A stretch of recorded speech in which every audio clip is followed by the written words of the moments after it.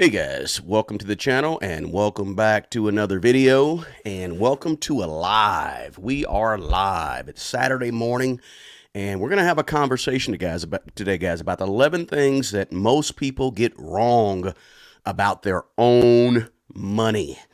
So I appreciate you guys being here as always. Thank you for showing up. And as you come in, do me a favor and smash that like button. Also, let me know where you're coming from, what city, state, county, country, continent, Milky Way, galaxy, just kidding. But you know what I'm saying, guys. Let me know where you're coming from and let me know that you can hear me okay. If you can hear me, please give me a thumbs up and let me know that you got me. Give me a Roger thumbs up to let me know that you can actually hear me. Hey, John, how you doing? Good to have you here. Loretta, good to have you as well. Philip, let's go. Juicy Work Shaw, tuned in Menor, East Texas. Guys, give me a thumbs up. Let me know that you can hear me okay. And let me check my camera real quick. The camera might be a little crooked. I think we're good to go on that. But give me a thumbs up. Thank you so much, Mrs. Moore. Good to have you as always. John, again, Sachet, simply. Good to have you. St. Petersburg, Florida, in the house. Good to have you. Let me just do a little bit of housekeeping up front here, guys. Let me find something real quick. So I appreciate you guys being here and spending this Saturday morning with me. I really do appreciate it, guys. We're going to have a good time today. Won't be a terribly long conversation today, but it will be, I would say get out your pens and paper. Pen and paper, pencil, paper, because we're going to have some conversation today that you may want to take down some notes on what we talk about. This will be pretty interesting. We're talking about things that most people tend to get wrong about their money, and what I want you to do is get these things right with your money, okay? You know, if you want to be different with your money and grow your money and get to another level where everybody else isn't with their money, you got to do some things different. That means when you do some conversations or you listen to some things, you read some books, you might have to do some highlighting, take some notes, write some things down, and then go back and visit them after you wrote them down. But these are things that most people tend to get wrong about their own money. Now, this is not just basic money stuff. This is things that, you know, you should know about your own personal finances that a lot of folks don't know. So do me a favor, smash that like button. If this is your first time here, guys, do me a favor and subscribe to the channel. But the absolute most important thing you can do for this channel to help get this message out to more and more people is to share the broadcast. Share the link to this video and send it out to as many folks as possible, guys. So that's important to note. Now, I'm no financial advisor. Full disclaimer. I am not a certified CFP, certified financial planner. I'm not. I don't have my Series 71 and my Series 70 and my Series.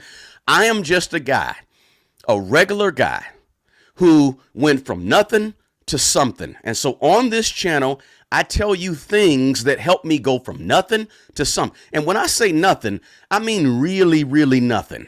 Okay, not like I grew up with a silver spoon. I grew up, you know, with wonderful two-parent household, and no, none of that. Okay, I come from a rough situation, right? Rough situations in terms of now, good mother, good father, but after the age of 10, they were separated and we were struggling. Okay, so I've been on the welfare. I've been on all these types of things that, you know.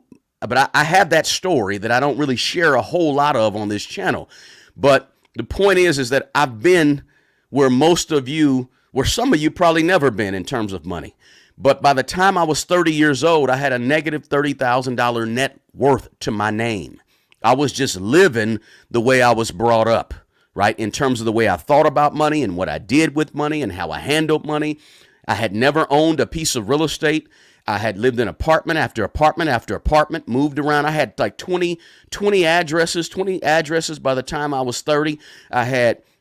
I've had 20-something, 30-something jobs in my life, so I've done everything from cleaning out the back of the U-Haul trucks as my summer job to working in the bookstore to being a waiter to being a cook. I've done everything. I worked at Circuit City back in 1999, 2000. I was a Circuit City salesperson selling TVs on the floor.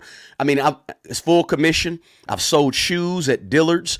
I've worked at Eddie Bauer folding clothes. I've done a lot of stuff. Not everything, but I've done a lot of stuff. So I'm just a regular dude that has done some good things with money, and I like to share that with other people to help other people on this channel. That's what I do, okay? Just so you know who you're talking to, guys. I don't go into my story a whole lot other than the fact that, I had a negative net worth. I don't go deeply into my story, but if I go deep in my story, you'll find out that you may want to pay attention to what I'm saying. Because I'm not going to give you any fluff. I'm not going to give you any pie in the sky. I'm not going to tell you that you can make $10,000 tomorrow. I'm not going to ask you to fly on my jet and hang out with me for a day for $20,000. I have no boot camps. I have no classes. I have no seminars. I have no webinars. I'm just sitting here talking to you on YouTube. And that's why the best thing you can do for this channel is go ahead and share this video with other people. Now, full disclosure, though, I do offer one-on-one financial mentoring and coaching to people. You can find that link in the description box below. That's just my time where I sit down with you for 90 minutes, 2 hours, and we share screens on a Zoom call, and I walk you through listening to your story, because everybody's money situation is a little bit different. Everybody's life is a little bit different. So sometimes I don't try to go real hard on these absolutes with money, because sometimes people's situation is different. Everybody is a little bit different in where they are, what they want, what they don't want, what they can do, what they can't do, etc. There are some things that are point blank across the board, right? But I have the one-on-ones to really dig into your personal situation, because, like I said, personal finance is personal, guys. So, but I'm just laying the foundation, guys, so you guys know who you are, because I come on here on Saturdays, 11 o'clock in the morning, Thursdays, 4:30 p.m. at Central Standard Time, and I talk, and sometimes I don't go into my full story and my background and so forth. So I'm a regular dude. That's all. That's what you want to know. I'm just a regular guy who's trying to help everybody else get better with their money, demystify money, take some of that mystery out of personal finances, out of investing, out of growing your money, out of doing a side hustle, out of management and so forth of your capital, right? Your money is your capital. You have capital, right? You're playing the game of capitalism with capital. Everybody that has a job and gets paid for it, you got capital, right? And the capital usually comes in the form of money. Now, what you do with that money is totally up to you. If you turn that money into clothes, shoes, vacations, you've totally become the pawn in the game of capitalism.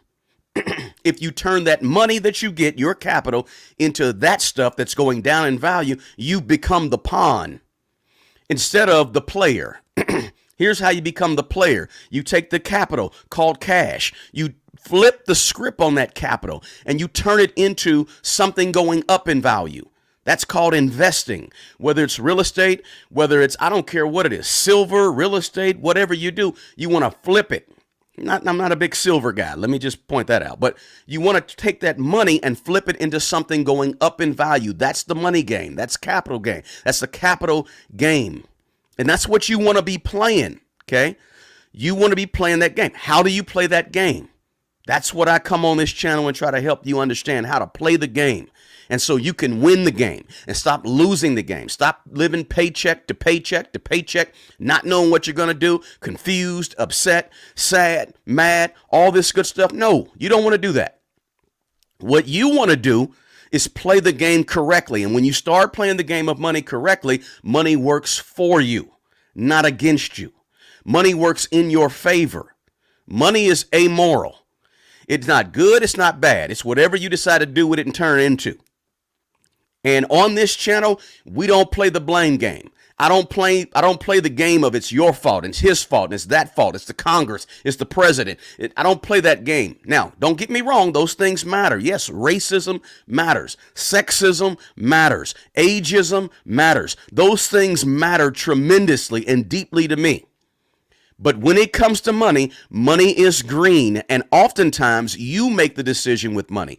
What you do with money is on you.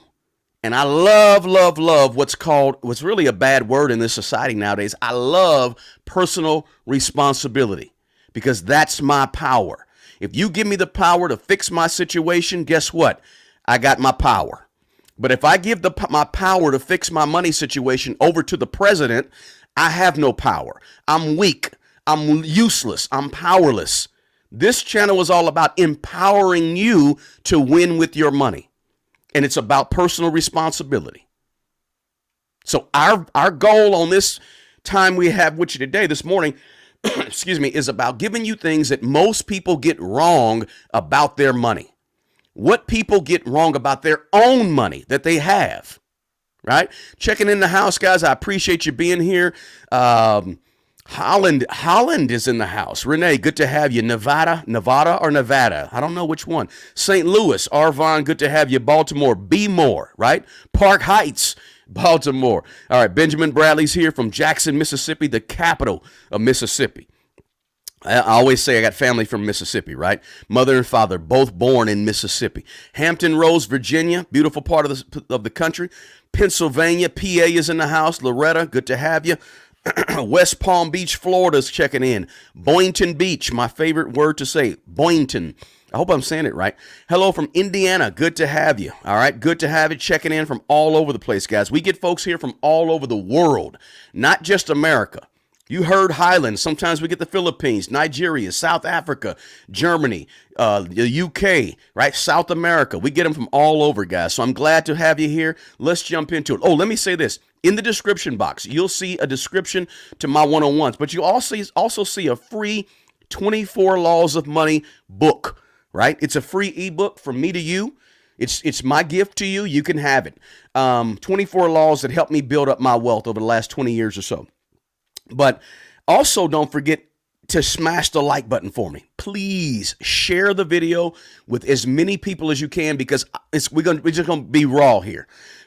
Point blank, not pull no punches, not be nervous, not be scared, just be honest and upfront with you guys. So I want to share on this video, guys, things that, you know, sometimes you don't hear internet money folks talk about, guru money folks, right? They don't tell you how to get your foundation right with money. Is my camera straight? They don't tell you how to get your foundation right with money, right? Or how to take care of the fundamentals first, right? They tell you what's going to get them clicks, that's going to get them likes, what's going to get them to get more people to show up to their video and click on their video. That's what they tell you. And so they play on the fact that you want to go ahead and get rich quick. So let me tell you how to get $10,000 in the next month. Okay. But I don't want to do that. I want to teach you or talk to you or show you how to build a strong foundation with your money, how to have good habits with your money, how to actually build wealth as opposed to falling into wealth, right? How to actually build up the habits, build up the discipline, all right? Build up the fortitude that's going to make that foundation with your money strong. How to be a business, right? Everybody's in business. Everybody's in business. It doesn't matter. If you get money in a household and you have to pay rent, utilities, transportation, you're a business. Treat your personal finances like a business, right? Most people will just tell you how to invest your money and grow your money. They won't dig into the minutia of how to actually develop the good habits that are going to be good for you long term, or the behaviors that's going to be good for you long term, right? To really dictate success with your life and with money, right? I don't want you to just make money. I want you to keep money. I want you to build money. I want you to build wealth. I want you to maintain wealth. I want you to leave wealth for those behind you, right? I want you to be a good, wise steward over your money. Manage your money well. Manage your behaviors well, right? That's what I really want you to do, and that's what I really focus on. So 11 things that I would venture to say that 99.999% of people cannot answer all 11 of these questions I'm going to give you right here. And if you can, kudos. You're one of the very, very few humans walking the earth that can answer these 11 questions about your own money, right?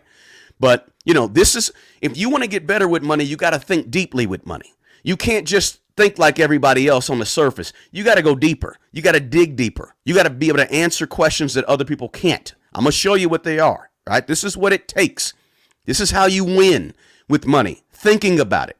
You have to put thought into your money, thought into your behaviors, thought into what's going on next, what happened, reflection. I better do this different next time. Let me check that. Let me go through the numbers. Okay, how do I feel about that? Let me think about that. What happened to me that makes me feel this way about money? Now I'm going to start thinking this way. I'm going to read this book, read that book, whatever it may be.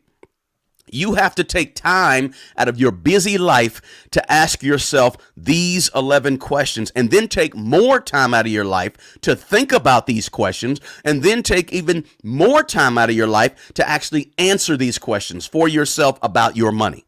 Time, energy, more time, more focus, more energy, more intentionality, and then more time with your money. And most people, they don't want to do that. They'd rather go on vacation. Nothing wrong with a vacation, but they'd rather watch Netflix. Nothing wrong with Netflix, right? But you can't expect to be good with money if you spend no time thinking about your money, right? If you spend no time analyzing your behaviors with money. Prepare to be horrible with money. Nothing I'm telling you is easy. Nothing is easy. Shortcuts are for lazy people. Shortcuts are for lazy people. Don't beat me up. Right? But if you don't want to spend time, prepare to be poor. If you don't want to spend time focusing and being intentional with your money, prepare to be stressed and have anxiety. Right? You got to take the energy. It's all on you. Somebody said I fumbled some bags.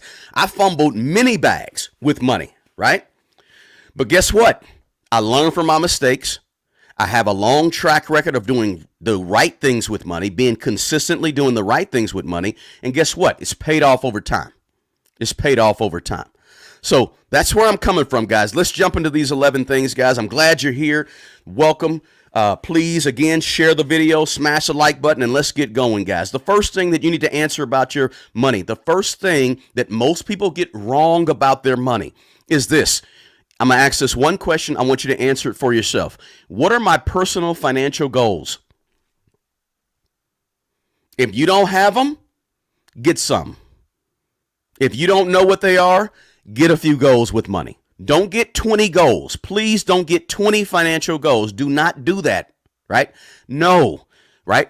If you have 20 goals, you ain't going to reach none of them because you're spread too thin.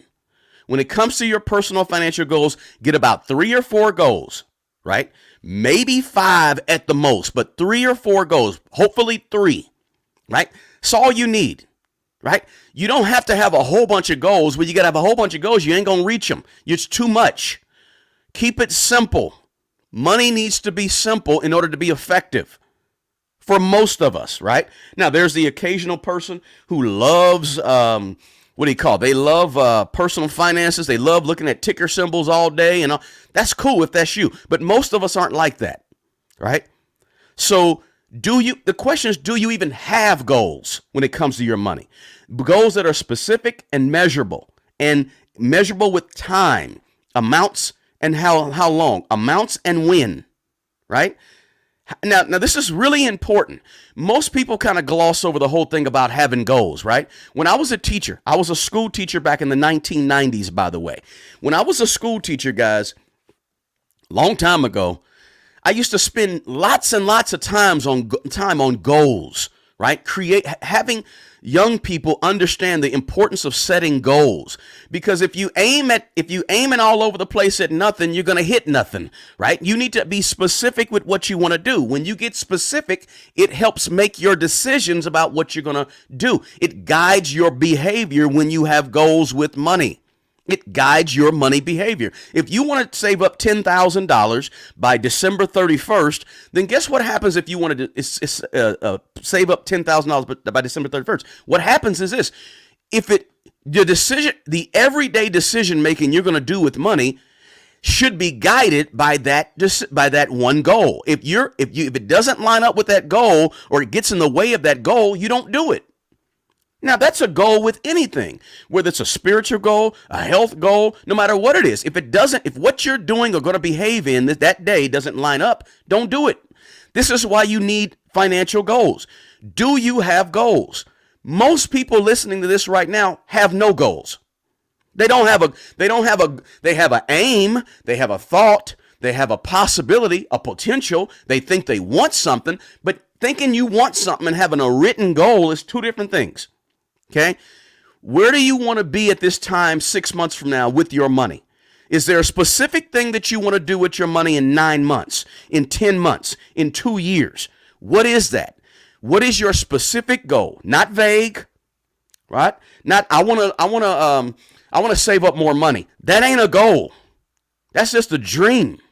You have to be specific. I want to save up $3,000 in by June 1st. That's a goal, because you know why it's a goal? It's a goal because now you can go back and see if you reached it. If you can't go back and really measure if you reached it, it ain't a goal. Right? So that's the first question. Exactly what do you want with your money? How much and when? How much and when? If you don't have a goal, write some goals. Don't just write the goal. After you write the goal, then you got to write down action steps to actually complete the goal. Things that's going to help you actually do the thing, right? Sure, I want to save up $3,000 by June 1st, but hey, how am I going to get there? What? You got to do some more thinking, deeper thinking. How am I going to get there? I'm going to do X, Y, and Z. 1, 2, 3 once a week, or 1, 2, 3 every day, whatever it may be, right? You got to take action with your goals. Most people have no financial goals. So if you have some written financial goals, you're way ahead of the game. You're ahead of most people already. Number 2, I got 11 of them, so let's roll. Number 2, how much do I have in my emergency funds, and do I have enough money in my emergency funds in case of an emergency, right? How much do I have? Can you answer that question? Exactly, because I talk to a lot of people about their money every day. I talk to a lot of people about their money, one-on-one, personal phone calls, right? And with people, most people, I would say 70, 80, 90% of people I talk to, they don't know exactly how much money they have. Most of them don't really know that they call it an emergency fund. They have a savings and they're not quite sure what's in the savings. They think it's this. They're not really. You got to know this. Know what you have, right? Do you have enough money to cover 3 months of your emergencies, your needs? And not only do you have enough, but how much is there, right? In case you lose a job, in case you have a major car repair, you got to change out the transmission, right? And maybe, right, your emergency fund becomes one of those goals back at number 1. If you don't have an emergency fund, you need to get one, by the way. If you don't have an emergencies will happen. You're not the one human being out of the 200 billion humans that have walked the planet. You're not the one human being that will never have an emergency, right? We all have things come up that we have to do, change, fix, get to real quick. You should not be going down to the payday loan place at the strip mall, right? That ain't where you want to be. So to avoid that, you have an emergency fund, right? I suggest at least to get going, you have a couple of $1,000s in your emergency fund. That's what I suggest, right? So let me use this quick moment to talk about insurance. If you want to get your financial house in order, you need to have, especially if you have a family or other people that are relying on you, putting food on the table, you got to have some insurance, right? Health insurance. Please have it if you can. I know it's expensive. It's crazy expensive, but it protects you and your dependents, right? Homeowners insurance or renters insurance, right? Have it. Auto insurance. Have it. Right? Some states in America, you have to have auto insurance before you can drive a car, at least liability. Life insurance. If you got people depending on you, please take the moment out to go get you some term life insurance. If you're 35 years old watching this, it's going to cost you about $35 a month to get you about $300, $200, $400,000 worth of life insurance. That's it. Right? A good night on the town will buy you 2 months of life insurance in case something happens to you. No excuse for that, okay? But your emergency fund should be your goal. Make sure you have some insurance as well. Let's go to number 3. Here's the third thing that most people really get wrong about their own money. What is my net worth? Do you really know what your net worth is right now? Out of all the people I've talked to, I've talked to hundreds of people about their money one-on-one, right? I've only had maybe 5 people who knew exactly what their net worth was. That's it. Most people have no clue what their net worth really is, and it's just assets minus liabilities, right? If you own a home, and the home is worth $300,000, that goes on the asset side. Now, if you owe $250,000, that goes on the liability side. right? It's just an equation. Add up all your assets on one side, add up on all your liabilities on the other side. 60%. I read a couple of stories. One said 55, one said 60. 60% of Americans don't even track it, and I know that that's probably low. More people than that don't track their net worth. Guess what I started doing 20 years ago to help me build my wealth? I started tracking my net worth twice a year. Did it every year for the last 20 years. And guess what happened? I focused on it. What you focus on will move in the direction you want it to move. I focused on reducing my liabilities. I focused on raising my assets, right? 20 years later, I have a 7-figure net worth, right? Just because I focused on it. There's other things, obviously, but I was focused on making sure those liabilities came down. Debt rolled off. Debt got paid off. I focused on that heavy. And then I focused on raising the assets. It paid off. What you focus on will move in the direction that you want it to move. Right? So focus on getting rid of the things that's going down in value, that's pulling and draining you. Focus on adding to the assets, the things that are increasing, the stock market investments that you might have, right? The real estate investments that you may have or want, right? Your net worth is more about your discipline and your consistency over a long time than necessarily your income. Right? You can have a really high income making $150,000, $200,000 a year, but guess what? You have a really high, expensive household life, right? You're living a life where you have to pay all your money. Your net worth doesn't have much to do with your income.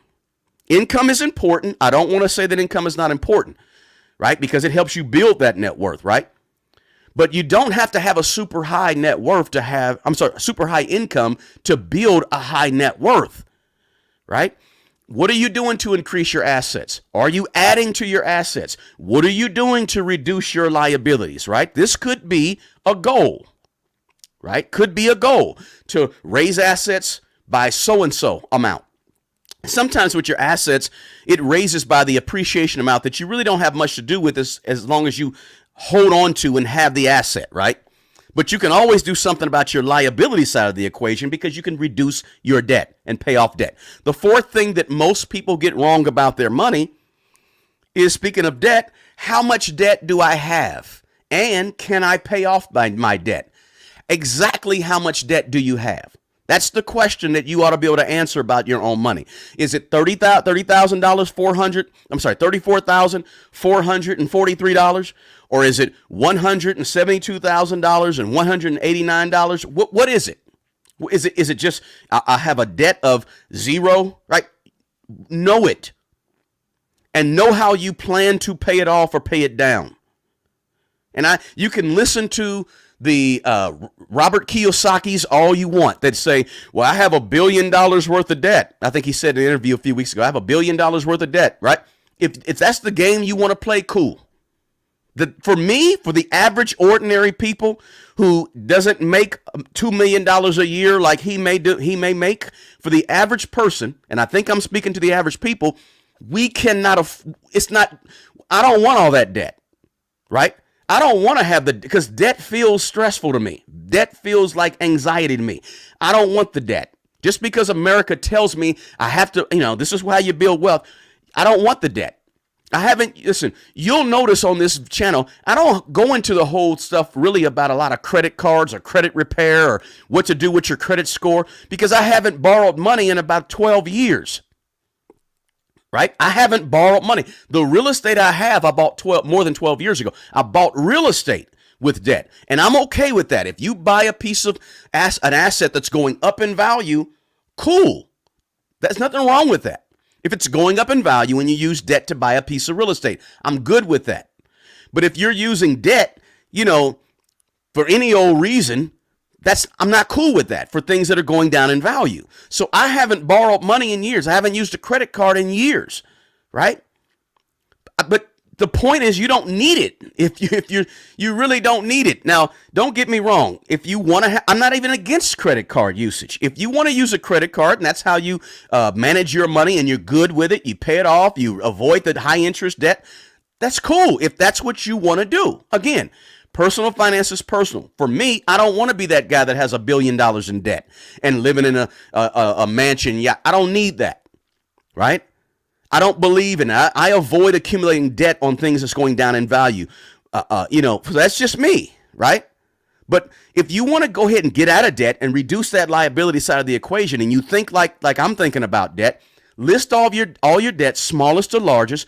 Make sure you pay the minimum amount on each one, and go ahead and do the snowball method, where you pay them things off if you want to pay them off, right? If you have credit card debt, that's high interest. Most people I talk to, they say, I pay my credit card debt every month and I pay it off in full. Everybody says that, but most people ain't doing that, right? And if that's you, if you're carrying credit card debt from month to month to month, you're paying high interest, get rid of it, right?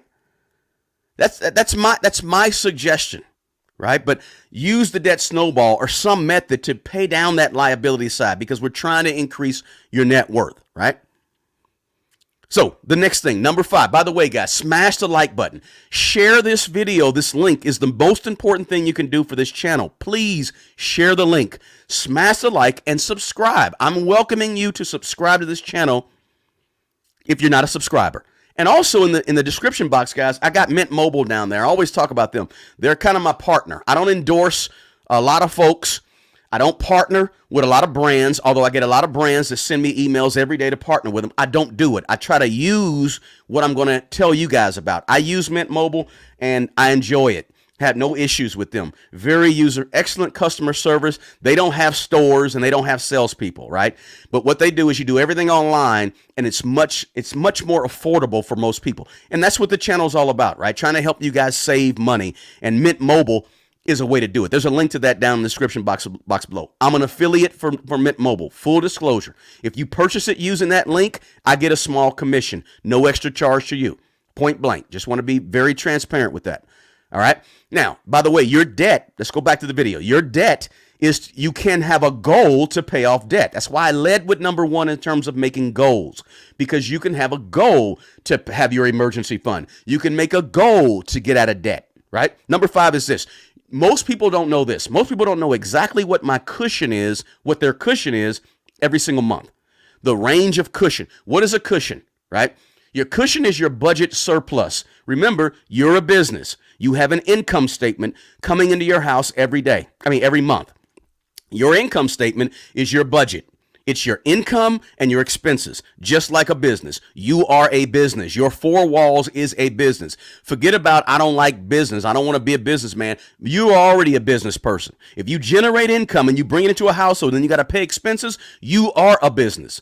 Think of yourself as a business. So what you want to do is, what is your profit every month? Profit, like a business, is your surplus, your cushion. What's left over when you bring in the money and you pay out the money? What's left? You're generating. What is that surplus? And it's going to be a range between $500 and $700, because every month is different, right? In July, Shay and them have a birthday. You got to go buy a gift for somebody. In April, your parents have their anniversary. You got to buy a gift. In December, Christmas is happening. In November, you're hosting Thanksgiving. In July, you get what I'm saying. Every month is a little different. So your cushion or range of your profit every month left over is different. What is that range? $400 to $800 left over every month. $2,000 to $3,000. What is that range? What is your cushion every month? Again, you got to think deeper about money. You can't just be on the surface. Everybody's on the surface. Everybody on the surface is broke. You don't want to be broke. Here's how you don't be broke. Go beneath the surface. Think a little deeper about money, right? A little bit deeper, a little more thought to it. This is the thought process. What is my cushion every month? And the goal may be to increase my cushion over the course of a year, 2 years, 5 years, right? That could be a goal as well. In other words, what is the amount of extra money? Let me just say it, not using the cushion. What is the amount of extra money left over every single month after I pay all of after you pay all of your expenses, your bills, right?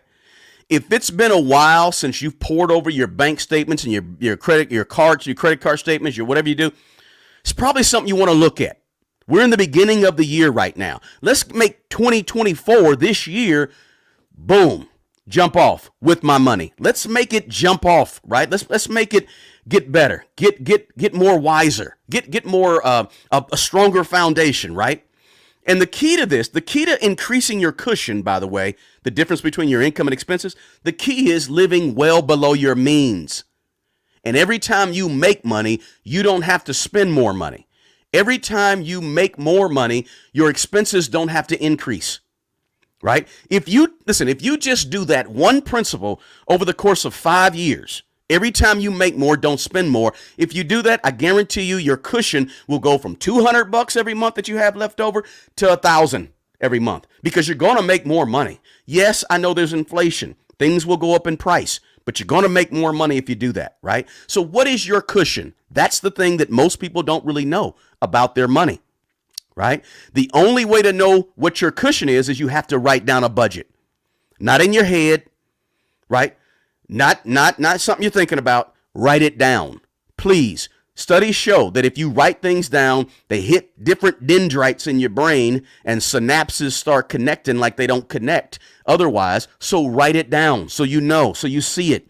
Everybody under the sound of my voice should have a written budget. Everybody. I don't care if you're 20 years old and living at home with your parents, or if you're 70 years old and you're living on Social Security and that's all you have and disability income, doesn't matter. You need a budget. It's called organizing. And the minute you get organized with your money, guess what? You're going to have more money. I guarantee you, you're going to have more money. Money is like a messy room. When you walk into a messy room and there's clothes everywhere and there's books everywhere and there's paper everywhere, the room looks smaller. As soon as you begin to clean up the room, guess what happens to the room? It looks bigger. Whoa. Have you ever watched a show called Hoarders, right? I used to watch that show all the time years ago. It looks packed, crowded. You can't move around. But as soon as they, 30 minutes later into the show, they clean up like, wow, this is huge. I didn't know this room was that big. Your money is the exact same way. When you start budgeting your money, telling your money what to go, and start cleaning up your money and organizing your money, you will have more of it. Right? The reason you make $100,000 a year, but you feel like you're stuck, may be because you're not organized enough with your money. Number 6, here's the number 6 thing that most people get wrong about their money. What percentage of my money am I putting towards my job's retirement, my 401k? Or what percentage of my money am I investing? Is that 10% of your money? Most people don't know that, right? They know, okay, yeah, I think I put 3% in my job, but I'm not sure. What is the overall percentage of your total money that you're investing in the stock market? What is that percentage? Is it 3%? If it's 3%, I'm going to challenge you to make it more, right? Is it 10%? Is it 15%, right? Are you maxing out your 401k? Are you maxing out your contributions to your Roth IRA, right? Or, let me talk about job for a second. Are you getting the most out of your job, since we're talking about 401ks and what percentage you're investing, right? Right? Do you understand what to do, or what's being done with the money that you're putting into your 401k at your job? What is your job investing your money into? Maybe you're a teacher or someone like that and you work for the state or something. What is that pension fund being invested into? Right? Do you know that? Right? What happens when you actually leave that job and separate from that job? Do you know how to either roll the money over, or are you going to actually transfer the money? What are the rules involved with that, right? How are you going to be penalized if you pull the money out and touch it when you leave that job? These are things that most people don't know. Oh, let me say this, since we're talking about 401ks and jobs, be sure to review your beneficiaries of all your accounts at work and out of work. Who's the beneficiary that's going to get your extra paycheck if you pass away? Who is that beneficiary? Review that stuff. You should know that stuff, right? Who's going to get and if you don't have an estate plan, I'm going to tell you on this video right here, guys, point blank, mark my word.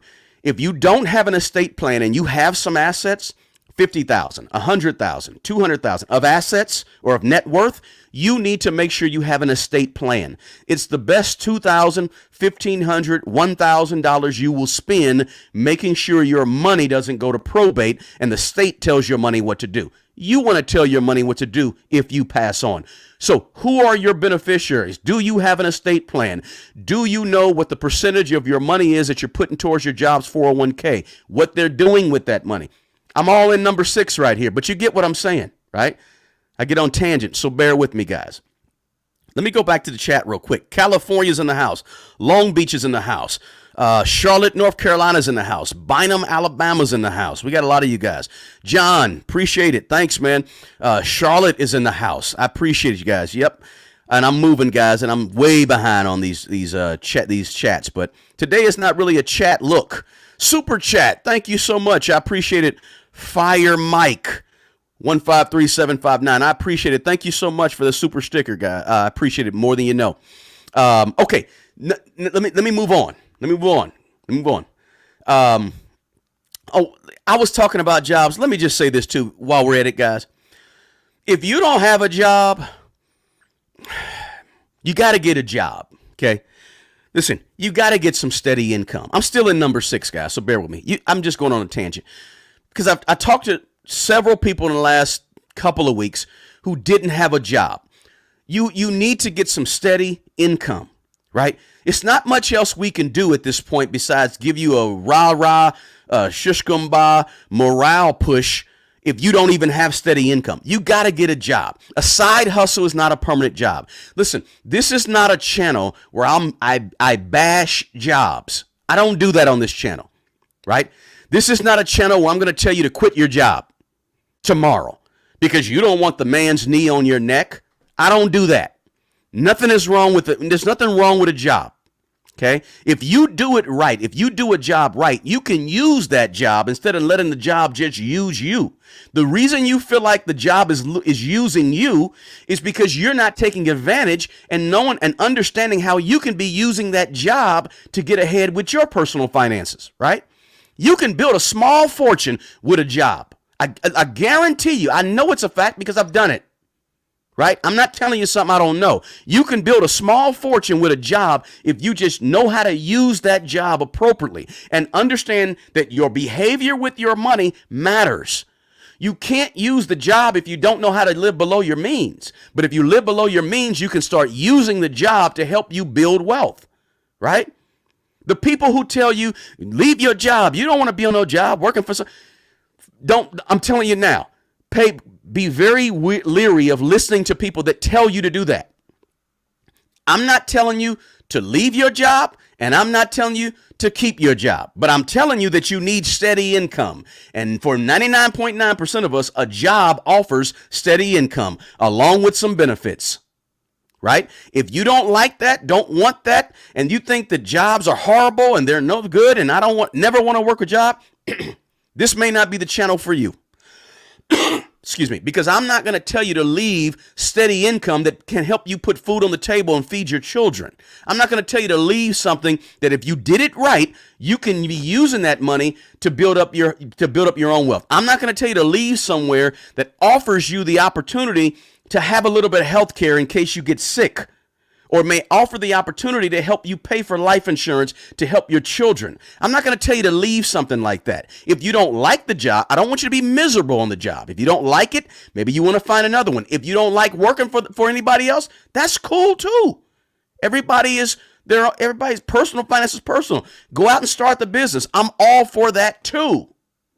It doesn't one way or the other. Job, business, both are good. Both are wonderful. Both can help you build wealth. Both have green, right? You can use a job and you can build wealth with that job. You can use your own business and build wealth with your own business. There's pros and cons of both, but I'm not going to tell you one is better than the other because everybody doesn't want to have a business. Everybody doesn't want to. There's a lot of stress that comes with having your own business. A lot of work, a lot of stress, right?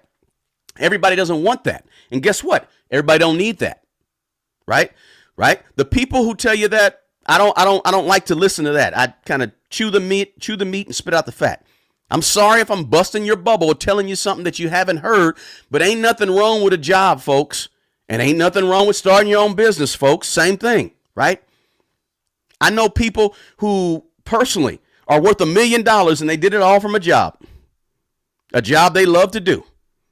They utilize all their God-given talents within that job and their skills.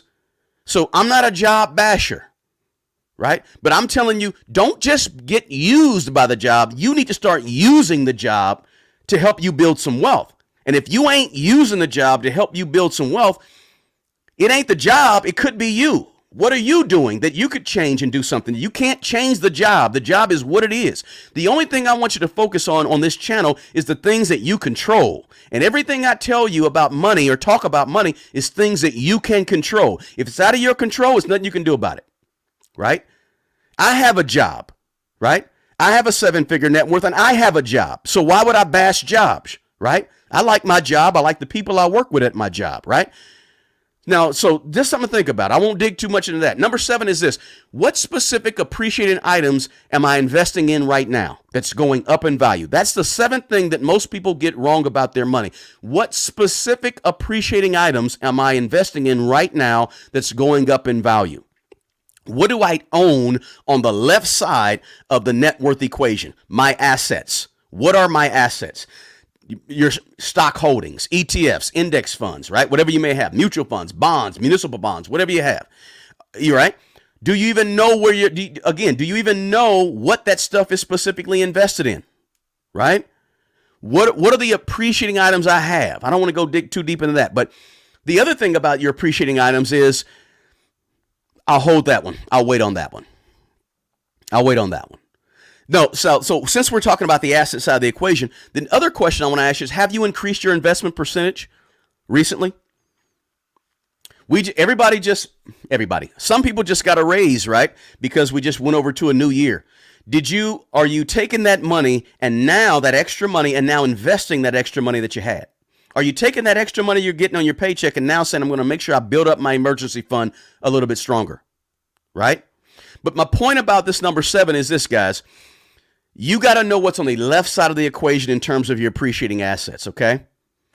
Do your homework, understand what you have, look at it on a regular basis. I do my net worth equation about 2 to 3 times a year, really 2 times. March, August is when I do it, right? And I even have videos on this channel of me walking you through exactly what I do in terms of my assets. If you're a member of this channel, if you joined and became a member, you have access to a video of me that I did a month ago that walked you through exactly what my assets are, exactly on a spreadsheet. I shared my screen with you, exactly what my liabilities are, because I don't want to pull any punches. I mean, I don't want to fake it. I don't want to be a fake guru out here who's telling you things and not showing you. Now, I didn't make that video public to everybody, but if you join the channel, you can see that video. I walk you through exactly what my assets are and exactly what my liabilities are.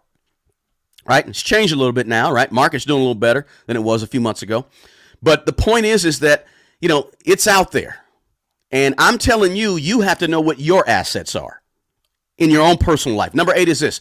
You got to ask yourself this. Most people don't know. Most people don't answer this question. What am I learning? What am I studying? What am I reading? What is my financial literacy focused on right now? Are you reading books, right? You see, I got books around me right up there. Are you reading books? The Future Sales. Are you reading books? Your Money or Your Life, right? One of my favorites, Jack Bogle, Common Sense Investing, right? 101 stock market stuff, right? Those are some books. You got, you probably can't see it, Random Walk Down Wall Street, and some others. When We Rule, Powernomics by Claude Anderson is back there. The point is this, guys. What are you reading? Right? You want to get better with your money and you're watching these YouTube videos, but what are you reading? What are you studying? What are you learning? What does your financial education look like? What are you focused on for your financial literacy? Right? Are you regularly writing down information and taking notes and studying and turn the TV off 30 minutes early every night and say, I'm going to focus on reading? Maybe I'll read something spiritual, but maybe I'll also read something about my personal finances in order to learn. Let me give you this, guys. If you only know what you know right now, you're only going to get what you got right now. If you only know what you got, what you know right now, you're only going to get what you got right now. If you want different, you got to read and understand and learn different. That's going to change the way you think. That's going to affect your behavior. That's going to affect your outcomes with money. Do you have an author's list? Do you have a book list, right? How are you learning about money? If you want to be different than most people, start learning about money. And you're watching this video. I get it. That's a good first step.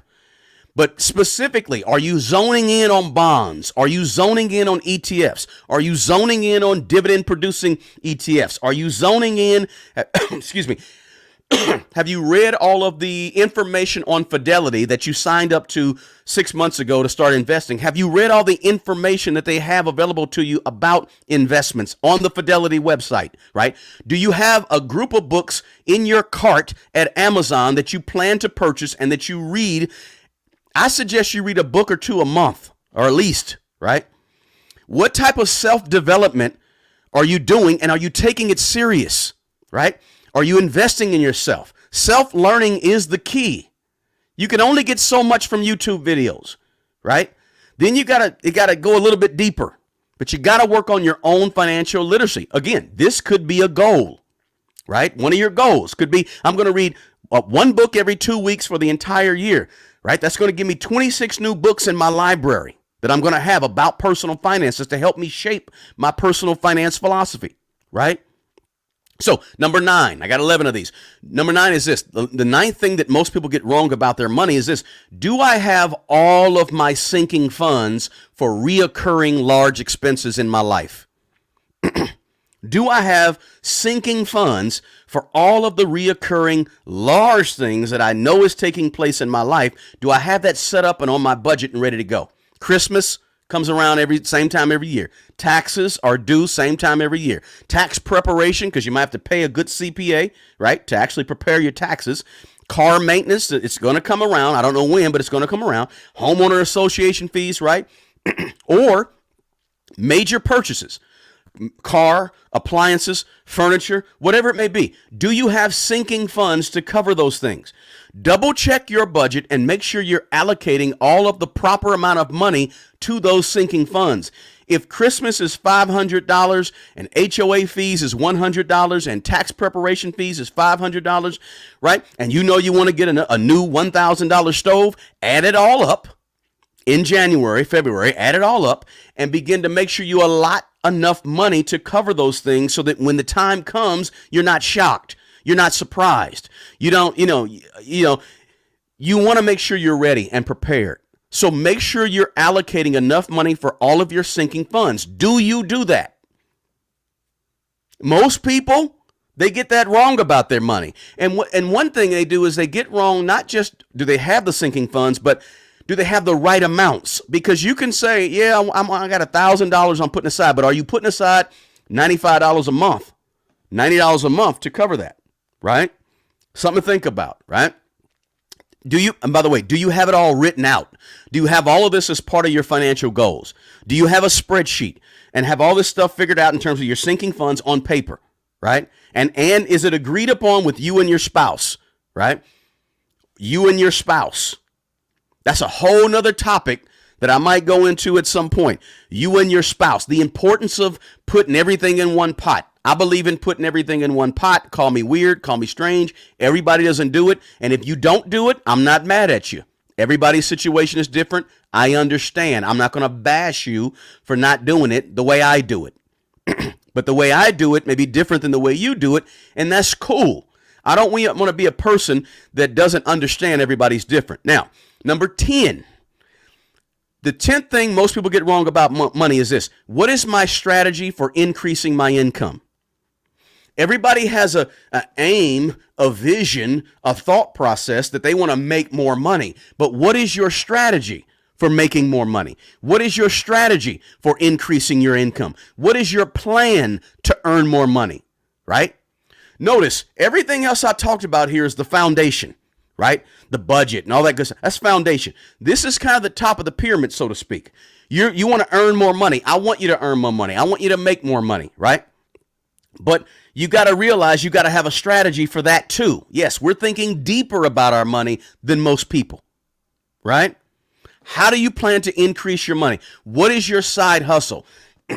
Is your side hustle even profitable at this point, right? But you got to have a plan to make more money. Part of your plan to make more money, I did a video about this, guys, but I'm going to mention it real briefly here. Part of your plan to make more money is making sure you know and understand how to become more valuable.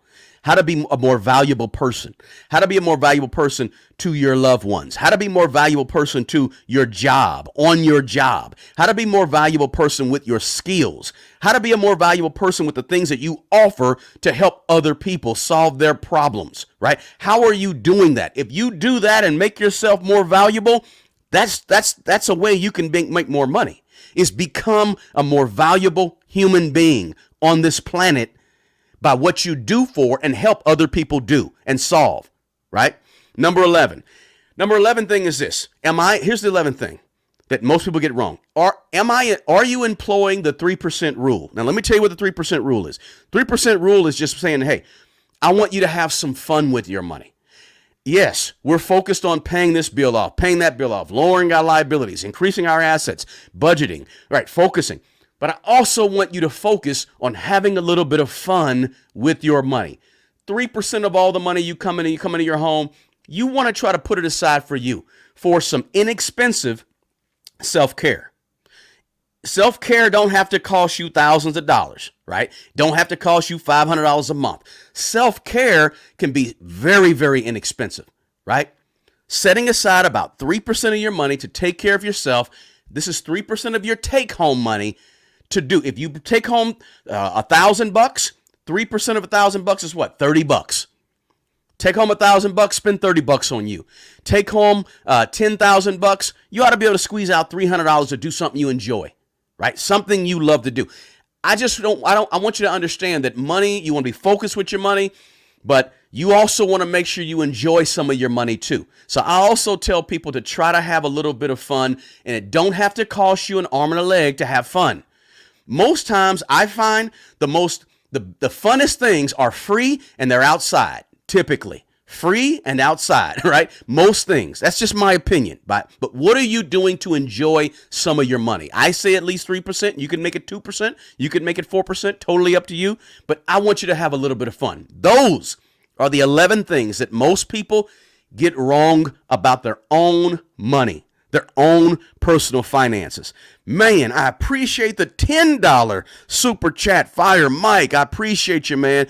Trying to motivate you. Helps me through a tough financial journey. Fire Mike, feel free to reach out to me. My contact information is below in the chat. In the description. You're going to find my contact information. I'm here. I'm available. Shonda, Fire Mike sent another 50. What?